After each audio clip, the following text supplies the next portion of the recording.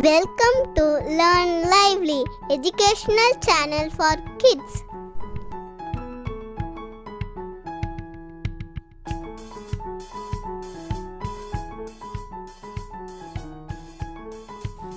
பள்ளி மேலாண்மை குழு கூட்டத்திற்கு வருகை புரிந்துள்ள உங்கள் அனைவருக்கும் எனது வணக்கங்கள். கல்வி என்பது தனி மனிதனுக்கானது அல்ல, அது சமூகத்திற்கானது. ஒரு குழந்தையின் வளர்ச்சிக்கு உறுதுணையாக ஆரோக்கியமான பாதுகாப்பான சூழலை பெற்றோர்களும் ஆசிரியர்களும் சமூகமும் தான் அமைத்து கொடுக்க முடியும். கல்வித்துறையும் சமூகமும் இணைந்தே பள்ளிகளை சிறப்பாக மேம்படுத்த இயலும். ஏனெனில் உள்ளூரில் இருக்கும் பல்வேறு அமைப்பினரும் ஒன்று கூடி பள்ளி மேலாண்மை குழுவில் இணைந்து பணியாற்றினால்தான் பள்ளிகள் சிறப்பாக செயல்பட முடியும். பள்ளி மேலாண்மை குழு குறித்த சந்தேகங்கள் ஏதேனும் இருப்பின் இப்போது தெளிவுபடுத்திக் கொள்ளலாம். ஒவ்வொருவராக தங்கள் சந்தேகங்களை கேட்கலாம்.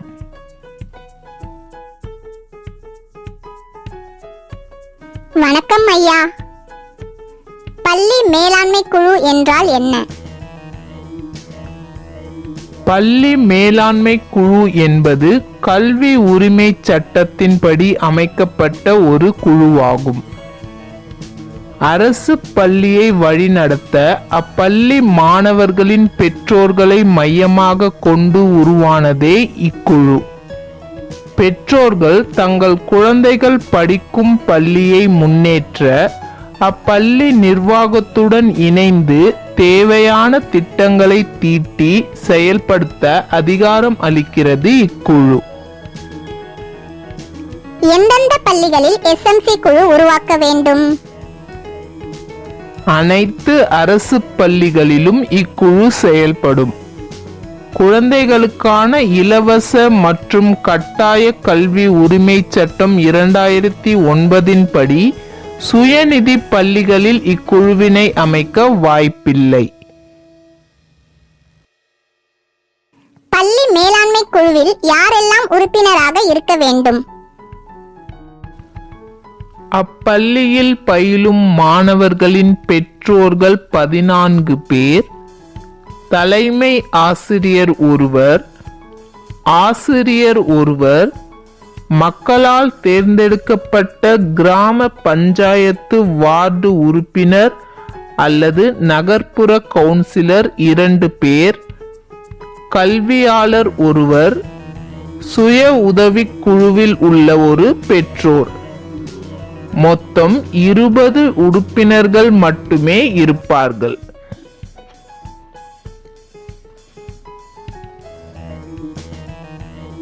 நன்றி ஐயா.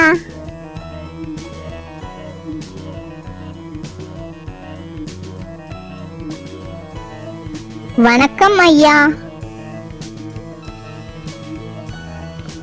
வணக்கம் ஐயா, உங்களின் சந்தேகங்களை கேளுங்கள். பள்ளி மேலாண்மை குழுவின் தலைவராக யார் இருப்பார்? பள்ளி மேலாண்மை குழுவின் தலைவராக அப்பள்ளியில் படிக்கும் மாணவரின் தாய் அல்லது தந்தை தலைவராக இருப்பார். பெண்களுக்கு முன்னுரிமை அளிக்கப்பட வேண்டும். பள்ளி மேலாண்மை குழுவின் துணைத் தலைவராக யார் இருப்பார்? பள்ளியில் தற்போது படித்துக் கொண்டிருக்கும் சிறப்பு குழந்தையின் அல்லது மாற்றுத்திறனுடைய குழந்தையின் தாய் அல்லது தந்தை முன்னுரிமை அடிப்படையில் குழுவின் துணைத் தலைவராக இருப்பார். பள்ளி மேலாண்மை குழு உறுப்பினர்களின் பதவிக்காலம் என்ன? பள்ளி மேலாண்மை குழு உறுப்பினர்களின் பதவிக்காலம் 2 ஆண்டுகள் ஆகும். பள்ளி மேலாண்மை குழுவில் எத்தனை சதவீதம் பெண்கள் உறுப்பினராக இருக்க வேண்டும்? மொத்த உறுப்பினர்களில் 50 விழுக்காட்டினர் பெண்களாக இருக்க வேண்டும்.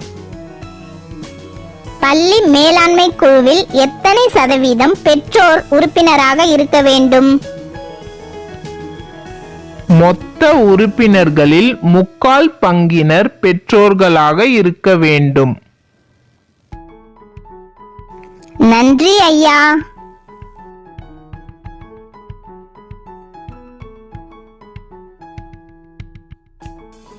வணக்கம் ஐயா. வணக்கம் அம்மா. உங்களுடைய சந்தேகங்கள் என்னென்ன? மகளிர் சுய உதவிக்குழு, கிராம பஞ்சாயத்தின் சில குழுக்கள் உள்ளிட்ட குழுவில் உறுப்பினராக இருந்தால் எஸ்எம்சியில் இடம்பெறலாமா? தாராளமாக பள்ளி மேலாண்மை குழு உறுப்பினராக இடம்பெறலாம். பள்ளி மேலாண்மை குழு கூட்டத்தை எப்போதெல்லாம் கூட்டலாம்? பள்ளி மேலாண்மை குழு கூட்டத்தை மாதம் ஒரு முறை கட்டாயமாகவும், தேவைப்படும் போது எத்தனை முறை வேண்டுமானாலும் சிறப்பு கூட்டமாக நடத்தலாம். பள்ளி மேலாண்மை குழு கூட்டத்தில் வைக்கப்பட வேண்டிய பதிவேடுகள் மற்றும் ஆவணங்கள் என்னென்ன? பள்ளி மானியத் தொகை வரவு செலவு கணக்கு பதிவேடு, தீர்மான பதிவேடு, பள்ளி வளர்ச்சிக்கான பதிவேடு, அரசு மற்றும் கல்வித்துறை அலுவலகங்கள் மூலமாக வழங்கப்படும் நிதி சார்ந்த செலவினம், வங்கிக் கணக்கு புத்தகம் உள்ளிட்ட பள்ளி தொடர்பான பதிவேடுகளை தேவைப்படும் பட்சத்தில் வைக்கலாம்.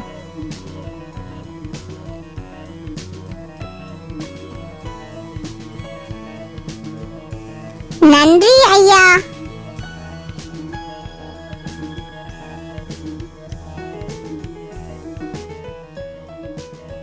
வணக்கம் ஐயா. வணக்கம் ஐயா. பள்ளி மேலாண்மை குழு உறுப்பினர்கள் தங்கள் கருத்துக்களை குழு கூட்டத்தின் போது மட்டும்தான் சொல்ல முடியுமா? உறுப்பினர்கள் பள்ளி மேம்பாடு தொடர்பான தங்கள் கருத்துக்களை பள்ளி நிர்வாகத்திடம் எப்போது வேண்டுமானாலும் சொல்லலாம். குறிப்பாக பள்ளி மேலாண்மை குழு கூட்டத்தில் கருத்துக்களை தெரிவிக்கும் போது அவை தீர்மானங்களாக நிறைவேற்றப்பட்டு முழுமையாக அங்கீகரிக்கப்படும். எஸ்எம்சி கூட்டம் நடத்துவதற்கு அரசு ஏதேனும் நிதி தருகிறதா? ஒவ்வொரு மாத கூட்டத்திற்கான தேநீர் செலவு மற்றும் உறுப்பினர்கள் பயிற்சிக்காக நிதி அளிக்கப்படுகிறது. பள்ளியில் உள்ள எந்தெந்த ஆவணங்களை எஸ்எம்சி உறுப்பினர்கள் பார்வையிடலாம்? பள்ளி ஆசிரியர் வருகை பதிவேடு, பள்ளி ஆசிரியர்கள் விடுப்பு பதிவேடு, மாணவர்களின் வருகை பதிவேடு, இடைநின்ற மாணவர்கள் பதிவேடு, அரசு மற்றும் கல்வித்துறை மூலம் வழங்கப்படும் நிதி விவரங்கள் கொண்ட பதிவேடு, மாணவர் பயண பாதுகாவலர் பதிவேடு, வங்கி புத்தகம் உள்ளிட்ட பதிவேடுகளை எஸ்எம்சி உறுப்பினர்கள் பார்வையிடலாம். எஸ்எம்சி குழுவின் உறுப்பினர்களின் கடமைகள் என எதை சொல்கிறோம்? இது நம் பள்ளி. இதில் படிப்பவர்கள் நம் குழந்தைகள். நம் குழந்தைகளின் நலனுக்காக பள்ளியின் அனைத்து வித செயல்பாடுகளிலும் நாம் பங்களிப்பு செய்பவர்களாக இருக்க வேண்டும் என்ற உணர்வோடு இயங்குவதே பள்ளி மேலாண்மை குழு உறுப்பினரின் முக்கிய கடமையாகும்.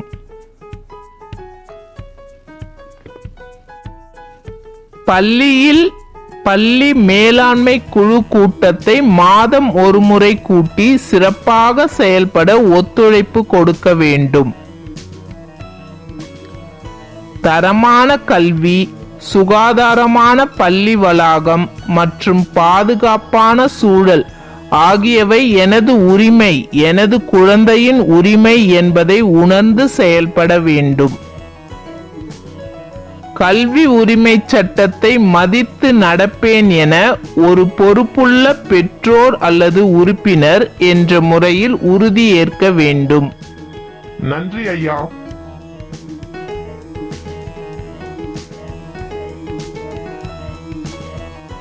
வணக்கம் ஐயா. வணக்கம் அம்மா. தங்களுடைய சந்தேகங்கள் என்னென்ன? எஸ்எம்சியின் மிக முக்கியமான பணிகள் என்னென்ன? எஸ்எம்சியின் மிக முக்கியமான பணி பள்ளி செல்லும் வயதுடைய நம் கிராமத்தில் உள்ள குழந்தைகள் அனைவரும் பள்ளியில் சேர்வதை உறுதிப்படுத்துவது. குறிப்பாக இடைநின்ற மாணவர்களை கண்டறிந்து பள்ளியில் மீண்டும் சேர்த்தல் வேண்டும். பள்ளியை சுற்றியுள்ள பகுதிகளில் உள்ள மாற்றுத்திறன் கொண்ட குழந்தைகளை கண்டறிந்து அவர்களுக்கு தேவையான வசதிகள் பள்ளிகளில் இருப்பதை உறுதி செய்ய வேண்டும்.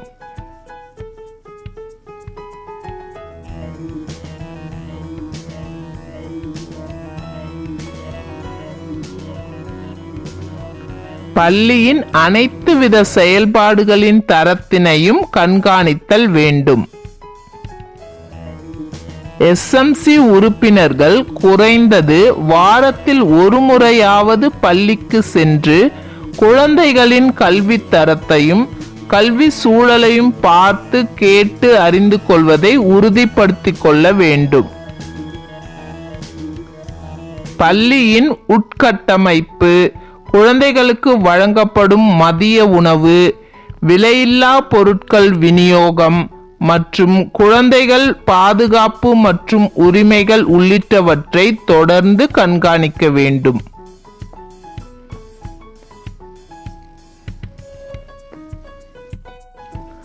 கல்வித்தரத்தையும் பள்ளி கட்டமைப்பு மற்றும் சூழலையும் மேம்படுத்தி பள்ளி வளர்ச்சி திட்டம் தயாரித்து அதை நிறைவேற்ற ஆக்கப்பூர்வமான ஆலோசனைகளையும் அதற்கான நடைமுறைகளையும் முறையான வகையில் தலைமை ஆசிரியர் மூலமாக அரசிடம் கோரி பெற வேண்டும்.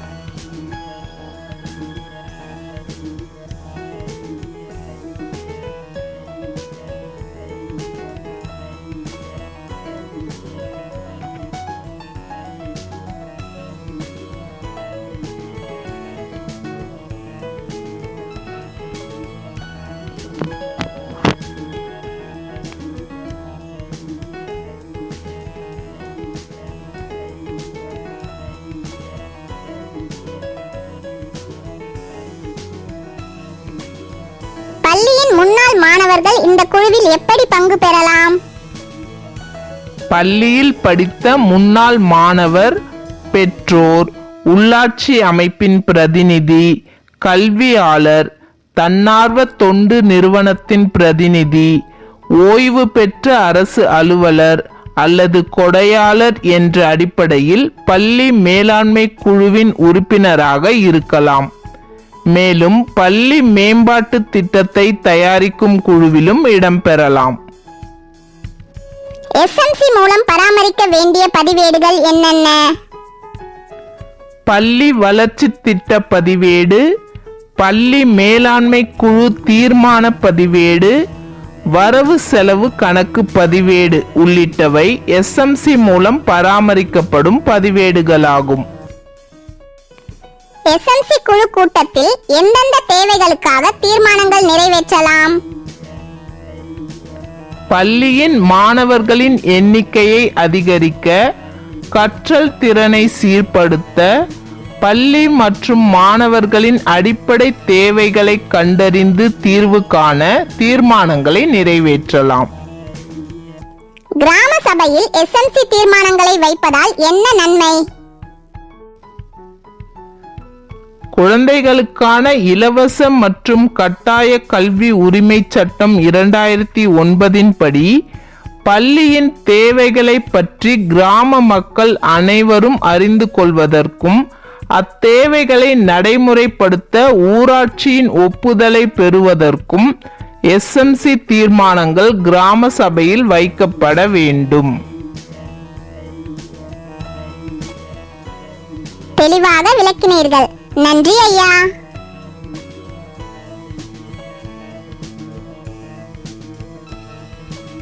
வணக்கம் ஐயா. வணக்கம் தம்பி. பள்ளி சமூக தணிக்கை என்றால் என்ன ஐயா? பெற்றோர் தங்களின் குழந்தைகளுக்கு கட்டாய கல்வி உரிமை சட்டத்தின்படி கிடைக்க வேண்டிய பயன்கள் அனைத்தும் கிடைத்துள்ளதா என்பதை ஆய்வு செய்வதே பள்ளி சமூக தணிக்கை ஆகும். மாணவர்களின் கற்றல் திறன் தொடங்கி மாணவர்களின் வருகை, பள்ளியின் மானிய செலவினங்கள் விவரம், பற்றுச்சீட்டுகள் சரிபார்த்தல், பள்ளிக்காக தனிநபர் அமைப்புகள் மற்றும் குழுக்களிடம் இருந்து பெறப்பட்ட அனைத்து பொருட்களும் பள்ளியில் உள்ளதை உறுதி செய்தல் மற்றும் சரிபார்த்தல், ஆசிரியர்களின் வருகையை முறைப்படுத்துதல் ஆகியவை ஆகும். பள்ளி வளர்ச்சி திட்டம் என்றால் என்ன? மாணவர்களின் கற்றல் திறனை மேம்படுத்த தேவையான அனைத்து பணிகளையும் எஸ்எம்சி குழு உறுப்பினர்கள், மாணவர்கள், கிராம மக்கள் உள்ளிட்ட அனைவரின் பங்களிப்போடு தயாரிக்கப்படும் திட்டமே பள்ளி வளர்ச்சி திட்டமாகும். பள்ளி வளர்ச்சி திட்டம் தயாரிப்பில் எஸ்எம்சியின் பங்கு என்ன? பள்ளி வளர்ச்சி திட்டம் தயாரிப்பில் எஸ்எம்சியின் பங்கு மிக முக்கியமானது. மாணவர்களின் தேவைகளை எஸ்எம்சி குழுவில் உறுப்பினர்களாக உள்ள பள்ளி தலைமை ஆசிரியரும் ஆசிரியரும் கேட்டு பெறுதல் வேண்டும். உறுப்பினர்களாக உள்ள பெற்றோர்கள் தேவைகளை திட்டமாக்க உதவுதல் வேண்டும். உறுப்பினர்கள் அனைவரும் ஒன்று சேர்ந்து அதனை முன்னுரிமை அடிப்படையில் திட்டமாக தொகுத்தல் வேண்டும். திட்ட வரைவினை கிராம சபையிலும் ஊராட்சி மன்றத்திலும் வைத்து தீர்மானம் நிறைவேற்ற எஸ்எம்சி குழுவின் உறுப்பினராக உள்ள உள்ளாட்சி பிரதிநிதிகள் உதவ வேண்டும். பள்ளி மேம்பாட்டு திட்டத்தினை எப்பொழுது தயாரிக்க வேண்டும்? ஒவ்வொரு கல்வியாண்டு தொடங்குவதற்கு 3 மாதங்களுக்கு முன்பு அடுத்த ஆண்டிற்குரிய பள்ளி மேம்பாட்டு திட்டத்தினை உருவாக்க வேண்டும். அது கால அளவுடன் கூடியதாக இருக்க வேண்டும். புலம்பெயர்ந்த குழந்தைகளை கண்டறிந்தால் பள்ளி மேலாண்மை குழு செய்ய வேண்டியது என்ன? புலம்பெயர்ந்த குழந்தைகளை கண்டறியும் பட்சத்தில் உடனடியாக அருகில் உள்ள பள்ளிகளில் பொருத்தமான வகுப்பில் சேர்ப்பதற்கான முயற்சி எடுக்க வேண்டும். மேலும் அவர்களுக்கு அரசு வழங்கும் அனைத்து சலுகைகளும் கிடைக்க நடவடிக்கை எடுத்தல் வேண்டும். தற்பொழுதுள்ள கொரோனா பெருந்தொற்று காலங்களில் பள்ளி மேலாண்மை குழுவின் பங்கு மற்றும் பணிகள் என்ன? பள்ளி வளாகங்கள் முழுமையாக கிருமி நாசினி தெளிக்கப்பட்டு சுத்தப்படுத்தப்படுவதை பார்வையிடுதல், முகக்கவசம் அணிதல், சமூக இடைவெளி கடைபிடிக்கப்படுவதை உறுதி செய்தல். மாற்றுத்திறன் மாணவர்களின் வசதிக்காக பள்ளியில் செய்யப்பட்டுள்ள வசதிகள் என்னென்ன? அனைத்து வகுப்பறைகள் மற்றும் அனைத்து கட்டடங்களில் கைப்பிடியுடன் கூடிய சாய்தளம் அமைக்கப்பட்டுள்ளது. சக்கர நாற்காலி, காது கேட்கும் கருவி, கண் கண்ணாடிகள் உள்ளன. பள்ளிக்கு வந்து செல்ல போக்குவரத்து பயணப்படி மற்றும் அவரது பாதுகாவலருக்கும் பயணப்படி வழங்கப்படுகிறது. சிறப்பு பயிற்றுனர்கள் மூலம் சிறப்பு பயிற்சி அளிக்கப்படுகிறது. சுகாதாரமான உணவு வழங்குதலில் பள்ளி மேலாண்மை குழுவின் பங்கு என்ன? சத்துணவு மையத்தில் உள்ள சமையல் பாத்திரங்கள் சுத்தமாக இருப்பதை பார்வையிடுதல் வேண்டும். காய்கறிகள், உணவுப் பொருட்கள் சுத்தமாக இருப்பதை மற்றும் சுத்தமாக சமைப்பதை உறுதி செய்தல் வேண்டும். மாணவர்கள் தட்டு மற்றும் கைகளை சுத்தமாக கழுவுதலை உறுதி செய்தல் வேண்டும். பாலின சமத்துவம் என்றால் என்ன? பாலின சமத்துவம் என்பது ஆண் பெண் இருபாலரும் சமமான உரிமைகள் வாய்ப்புகள் பெறுதல் மற்றும் சமமாக நடத்தப்படுதல் ஆகும். பாலின சமத்துவத்தில் பள்ளி மேலாண்மை குழுவின் பங்கு எது? குழந்தைகளை சமநோக்குடன் கையாளுதல் வேண்டும். பள்ளி நிகழ்வுகளில் சம வாய்ப்புகளை வழங்குதல் வேண்டும். அனைத்து குழந்தைகளையும் ஆண் பெண் வேறுபாடின்றி பள்ளியில் சேர்த்தல் மற்றும் தொடர்ந்து கல்வி கற்பதை உறுதி செய்தல் வேண்டும். குழந்தைகளின் பாதுகாப்பிற்கான அவசர உதவி எண்கள் எவை? 1098 மற்றும் 14417. 14417 என்ற எண்ணை பயன்படுத்தி தமிழகத்தில் மாணவர்கள் கல்வி தொடர்பான அனைத்து தகவல்களையும் மற்றும் ஆலோசனைகளையும் எளிதில் தெரிந்து கொள்ளலாம். நன்றி ஐயா.